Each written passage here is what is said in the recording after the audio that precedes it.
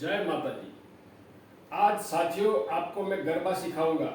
अगर आप चलना जानते हो तो गरबा जरूर आएगा। पहले देखिए 3 ताली गरबा, 1 2 3। एक स्टेप आगे, 1 2 3, 1 1 2 3, 1 1 2 3, 1 1 2 3। अब इसको म्यूजिक के साथ अपन लेंगे, वही स्टेप 3 ताली 1 2 3 वाला म्यूजिक के साथ।